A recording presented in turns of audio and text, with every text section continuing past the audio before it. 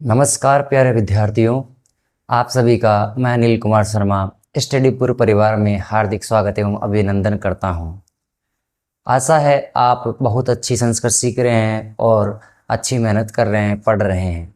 उस आपकी पढ़ाई, आपकी मेहनत ही हम शिक्षकों को बल प्रदान करती है कि हम भी इसी प्रकार लगातार कक्षाएं आपको डालते रहें। तो आपकी जो कमेंट्स आते हैं, आप जिस प्रकार हमारी कक्षा को देख रहे हैं, हमारा मनोबल भी बढ़ रहा है। हम और अच्छी प्रकार से पढ़ा पा रहे हैं और अच्छी कक्षाएं डाल पा रहे हैं। और आप बिल्कुल निश्चिंत रहिए, आपको पूर्ण रूप से अच्छी प्रकार से सारे विषय पढ़ाई जाएंगी और आप इसी प्रकार मेहनत करते रहें, पढ़ते रहें। चलो पढ़ाई करते हैं। हमने संस्कृत के अंतर्गत वर्ण विचार में व्यंजन वर्णों की चर्चा की थी।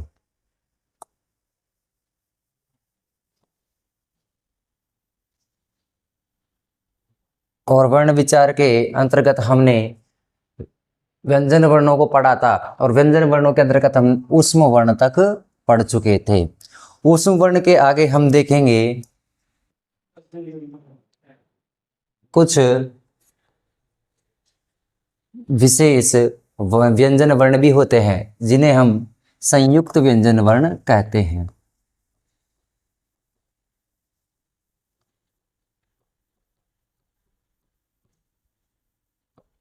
संयुक्त व्यंजन वर्ण ये कितने होते हैं और कौन कौन से होते हैं, चर्चा करते हैं। संयुक्त व्यंजन वर्णों की संख्या होती है 4। और ये 4 कौन कौन से होते हैं? पहला नंबर है श, दूसरा त्र, तीसरा क्य और चौथा श। अब इन्हें संयुक्त व्यंजन क्यों कहते हैं? देखो, जिस प्रकार हमने संयुक्त स्वर वर्ण पढ़े थे 4, ए, ओ, आई और औ, उसी प्रकार ये 4 संयुक्त व्यंजन वर्ण होते हैं।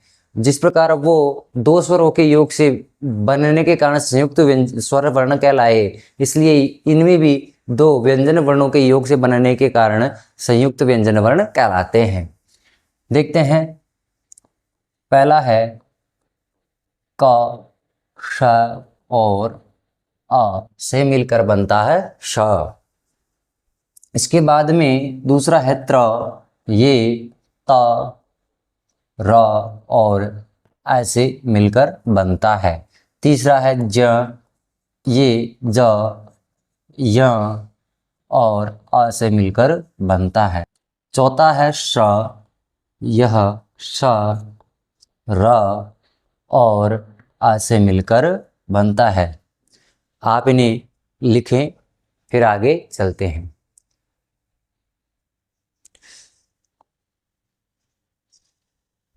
यहाँ पर व्यंजन वर्ण पूर्ण होते हैं, उसके बाद में हम चर्चा कर रहे हैं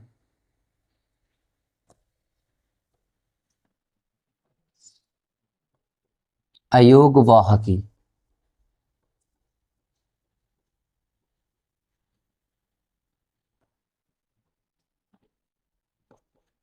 अयोगवाह, अयोगवाह किसे कहते हैं?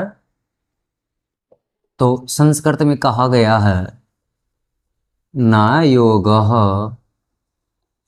इति अयोगः, वाहयन्ति इति वाहा। अर्थात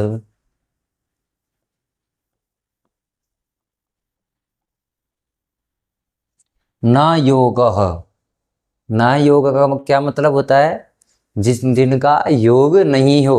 कहाँ नहीं हो? जिनका योग ना स्वर वर्णों में हो और ना ही व्यंजन वर्णों में हो। अर्थात जो ना स्वर वर्णों में जिनके बारे में बताया गया, ना ही जिनके बारे में व्यंजन वर्णों में पढ़ा गया है, ऐसे जो वर्ण होते हैं उन्हें अयोगवाह कहा जाता है। हम ये भी कह सकते हैं अयोगवाह वे वर्ण होते हैं जो ना स्वर वर्णों के साथ होते हैं, ना ही व्यंजन वर्णों के साथ होते हैं। ये किसी का साथ स्वीकार नहीं करते, ये अलग ही रहते हैं स्वतंत्र रूप से। तो अर्थ हम इसके बारे में लिखते हैं, अर्थात ऐसे वर्ण जो न तो स्वर वर्णों में आते हैं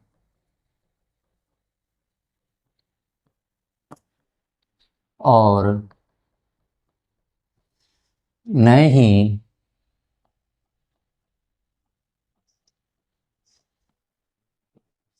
व्यंजन वर्णों में आते हैं, उन्हें अयोगवाह वर्ण कहते हैं।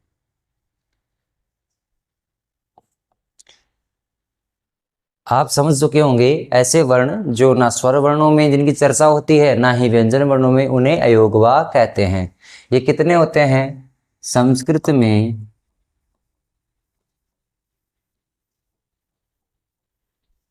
अयोगवाह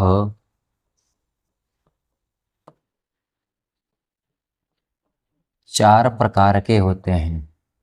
कितने प्रकार के होते हैं विद्यार्थियों? 4 प्रकार के होते हैं। ये कौन कौन से हैं? तो सबसे पहले आता है विसर्ग, जिन्हें हम ऐसे 2 बिंदुओं के रूप में भी लिखते हैं। दूसरा आता है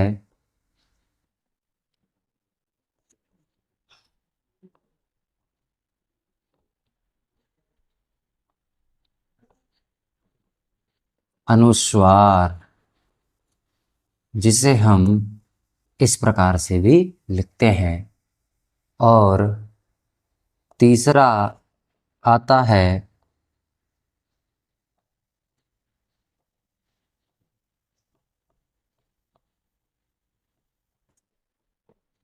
जिव्यामूल,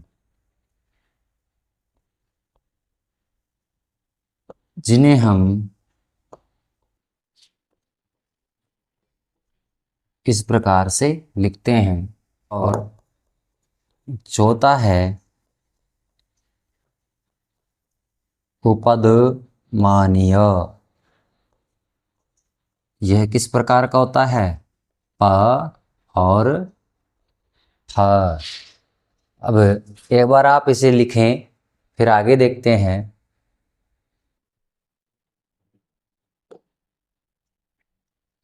हम सबसे पहले विसर्ग की चर्चा करेंगे कि विसर्ग किसे कहते हैं।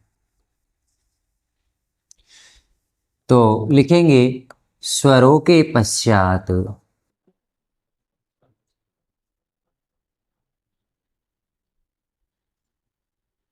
आने वाली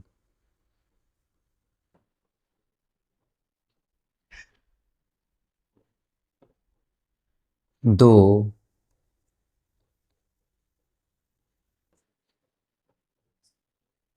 बिंदुओं को विसर्ग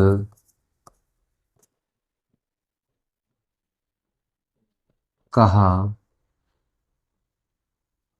जाता है। विसर्ग का उच्चारण व्यंजन वर्ण के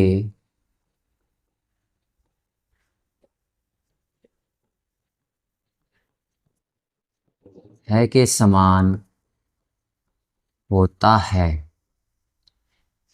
जैसे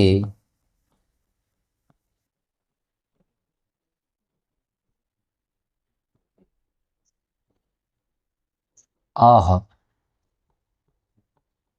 जैसे राम।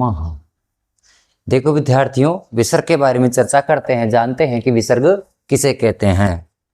जो ऐसे वर्ण, या जिसे हम कह सकते हैं स्वरों के पश्चात आने वाली 2 बिंदुओं को विसर्ग कहा जाता है। विसर्ग हमेशा किसके पश्चात आता है, अर्थात किसके साथ ही आता है, सिर्फ स्वरों के साथ या स्वरों के पश्चात। यह कभी भी व्यंजनों के साथ या व्यंजनों के पश्चात नहीं आता। स्वरों को भी हमेशा बाद में आता है, ना कि आगे। इनका प्रयोग, जो दो बिंदुएं हैं, इनका प्रयोग हमेशा कहाँ किया जाता है, स्वरों के पश्चात।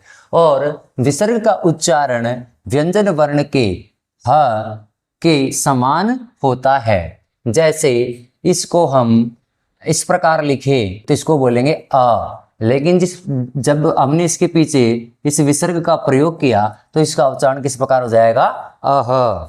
जैसे मैंने लिखा यहाँ पर राम, अभी इसे हम किस प्रकार उच्चारण करेंगे, राम। जैसे ही इसके पीछे हमने विसर्ग का प्रयोग किया, इसे पद बनाया और विसर्ग लगाया, तो ये क्या कहलाया, राम है। आपके लिए मैं जानकारी बता दूं, यहाँ पर मैं व्यंजन वर्ण नहीं है, क्योंकि मैं के साथ आ पीछे स्वर जुड़ा हुआ है, इसलिए इस आ के साथ, स्वर के साथ विसर्ग का प्रयोग हुआ है। आगे देखते हैं।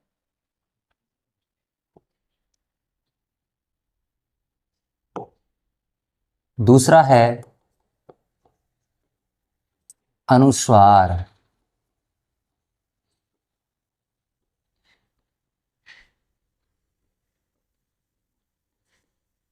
स्वरों के ऊपर आने वाली एक बिंदु, इस प्रकार इसको, बिंदु को अनुस्वार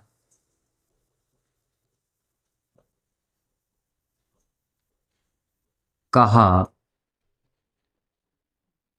जाता है।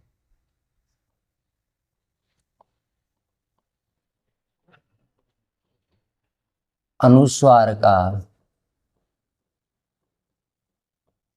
उच्चारण, अर्थात इसका उच्चारण व्यंजन वर्ण के म के समान होता है। जैसे कैसे प्रयोग किया जाएगा इसका, इसके पीछे यहां पर लगाया जाएगा।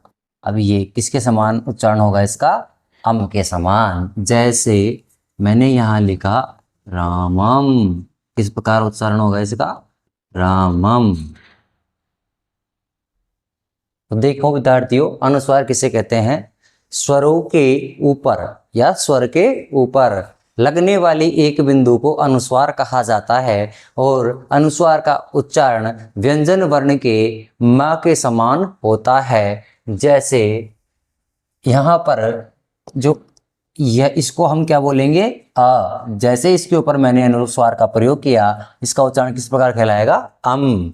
यहाँ पर राम नाम का एक शब्द था, इसके ऊपर जैसे मैंने अनुस्वार का प्रयोग किया, फिर इसका उच्चारण किस प्रकार हो जाएगा, रामम। समझ में आया। आगे देखें। तीसरा हमारा प्रकार है अयोगवा का जिव्यामूल।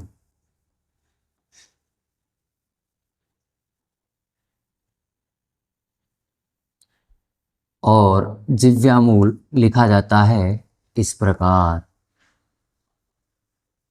इसके बारे में लिखेंगे,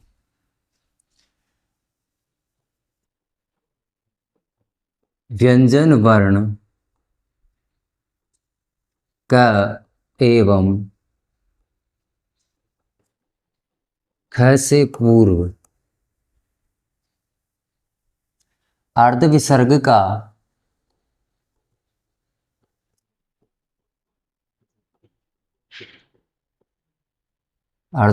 का प्रयोग करने पर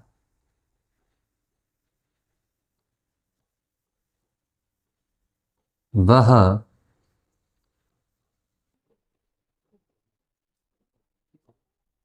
जिव्यामूल कहलाता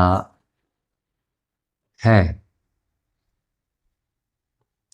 जैसे क और ख। जिव्यमूल किसे कहते हैं? जिव्यमूल कहा जाता है कि व्यंजन वर्ण जो क और ख है, इससे पूर्व अर्ध विसर्ग का प्रयोग किया जाता है। जिस प्रकार स्वरों का प्रयोग किया गया, स्वरों के बाद में विसर्ग का और अनुस्वार का प्रयोग किया, वह हमेशा स्वर और विसर्ग और अनुस्वार हमेशा स्वर वर्णों के पश्चात प्रयोग किए जाते हैं।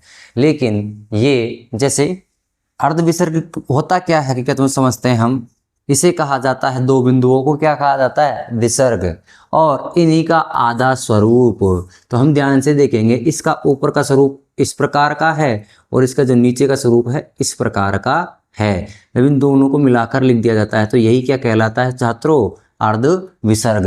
लेकिन ध्यान रहे, ये जो विसर्ग होता है इनका प्रयोग हमेशा स्वरों के साथ, स्वरों के साथ, वो भी कहाँ? स्वरों के पश्चात किया जाता है। लेकिन ये जो अर्ध विसर्ग होता है इनकी निश्चित सीमा होती है, ये हमेशा दो व्यंजन वर्ण, जैसे क वर्ग के अंतर्गत दो व्यंजन वर्णों के साथ ही, व्यंजन वर्णों के साथ ही प्रयोग किए जाते हैं। जैसे क और ख, जब ये क और ख से पूर्व में, ध्यान रहे व्यंजन वर्णों से पूर्व में प्रयोग होते हैं ना कि पश्चात। जब ये व्यंजन वर्णों से, दोनों व्यंजन वर्णों से पूर्व में प्रयोग किए जाते हैं तो इनको क्या कहा जाता है? जिव्या मूल। समझ गए होंगे आप सभी। आगे देखते हैं।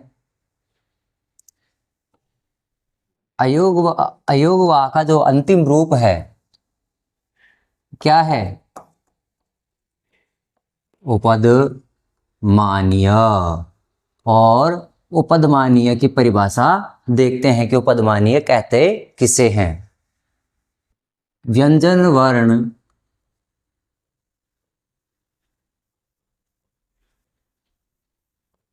प एवं ह से पूर्व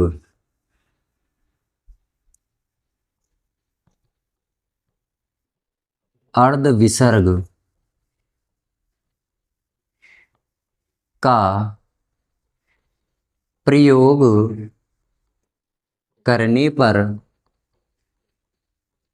वह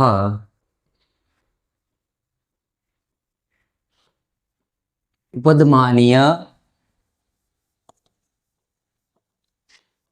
कहलाता है। जैसे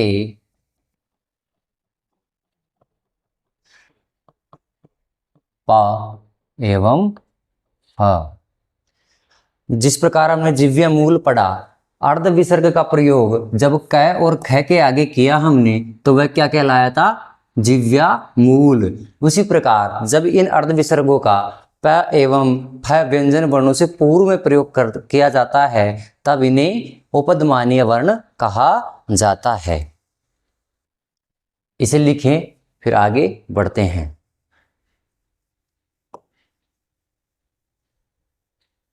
हमारी यहाँ पर वर्ण विचार की कक्षा पूर्ण हो चुकी है।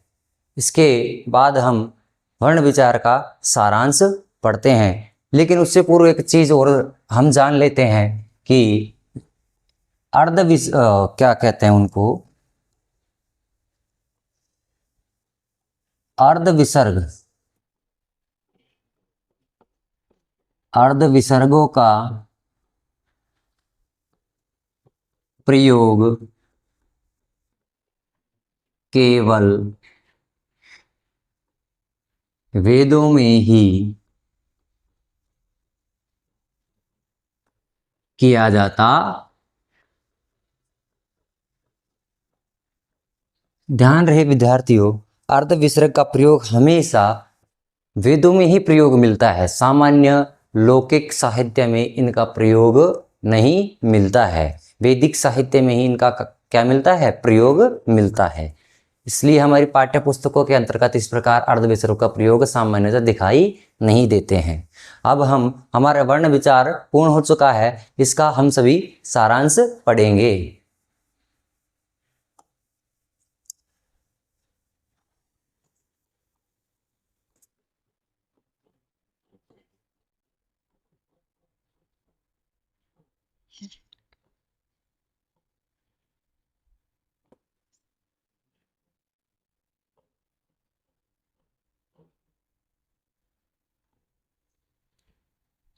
हमने वर्ण विचार के अंतर्गत सबसे पहले वर्ण विचार की परिभाषा पढ़ी थी कि भाषा की सबसे छोटी इकाई को क्या कहा जाता है, वर्ण कहा जाता है। और वर्ण के हमने भेद पढ़े थे, तो वर्ण के हमने कितने भेद पढ़े थे, सामान्यतः 3 भेद हमने उस समय पढ़े थे, जो किस प्रकार हैं, कौन कौन से हैं देखेंगे।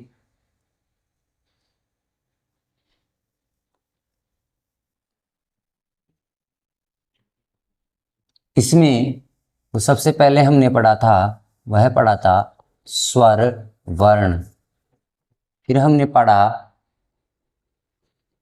व्यंजन वर्ण, और व्यंजन वर्ण के बाद अंतिम में हमने पढ़ा अयोग वाह। स्वर वर्ण के अंतर्गत हमने पढ़ा स्वर वर्ण के कितने भेद बताए, पढ़े हमने 3 प्रकार के भेद पढ़े। कौन कौन से, ह्रस्व, दूसरा दीर्घ, और तीसरा प्लुत। इसमें हम ह्रस्व स्वर के कितने कितने प्रकार पढ़े, 5। ह्रस्व स्वर कितने होते हैं, 5। दीर्घ स्वर कितने होते हैं, 8। और सभी स्वर क्या कैसे होते हैं, सभी स्वर प्लुत होते हैं। और हमने पढ़ा था ह्रस्व स्वरों को और दूसरा नाम क्या दिया हमने, मूल स्वर। उसके बाद में व्यंजन वर्ण पढ़े। व्यंजन वर्ण के अंतर्गत हम वही व्यंजन वर्ण के 3 भेद पढ़े। कौन कौन से, सबसे पहले स्पर्श व्यंजन वर्ण, जिन्हें उदित व्यंजन वर्ण भी कहा गया, और वर्गीय व्यंजन वर्ण भी हमने उसके बारे में पढ़ा। दूसरा हमने पढ़ा व्यंजन वर्ण के अंतर्गत अंतःस्थ व्यंजन वर्ण, और तीसरा ऊष्म व्यंजन वर्ण। हमने पढ़े स्पर्श जो उदित हैं वो कुल कितने संख्या में कितने थे, 25। अंतःस्थ कितने पढ़े हमने, 4। और ऊष्म वर्ण कितने पढ़े, 4। और यहाँ हमने देखा कुल व्यंजन वर्ण कितने हुए, 33। और यहाँ हमने पढ़े कुल स्वर वर्ण संस्कृत में वर्णमाला के अंतर्गत 13 स्वर वर्ण पढ़े। फिर हमने अंत में अयोग वाह की चर्चा की, और यहाँ पर हमने ये भी देखा पुल्ल स्वर को हिंदी के जो 3 की संख्या होती है उससे हमने इसकी पहचान की थी। अयोग वाह के अंतर्गत हमने पढ़ा अयोग वाह कुल कितने होते हैं, 4। और ये 4 कौन कौन से होते हैं, सबसे पहला था विसर्ग, दूसरा अनुस्वार, तीसरा हमने पढ़ा जिह्वा मूल, और चौथा हमने पढ़ा उपध मानीय। इनके अलावा हमने एक और चर्चा की थी जो व्यंजन वर्ण के अंतर्गत की थी, संयुक्त व्यंजन वर्णों की, जो कितने थे, 4। कौन कौन से, छ, त्र, ग और सह। प्यारे विद्यार्थियों, आशा है आपको पूर्ण वर्ण विचार अच्छी प्रकार से समझ में आ गया होगा। सभी चीज़ों को लेते हुए पूर्ण वर्ण विचार की जो इतनी आपको जानने की आवश्यकता है, बिल्कुल सरल तरीके से आपको समझाया गया है। आशा है आपको पूर्ण रूप से वर्ण विचार आपको आ गया होगा, और हमें आशा है कि आप इसे अच्छी प्रकार से पढ़ेंगे, जिससे कि हम आगे की ओर संस्कृत को अच्छी प्रकार से जानें। धन्यवाद।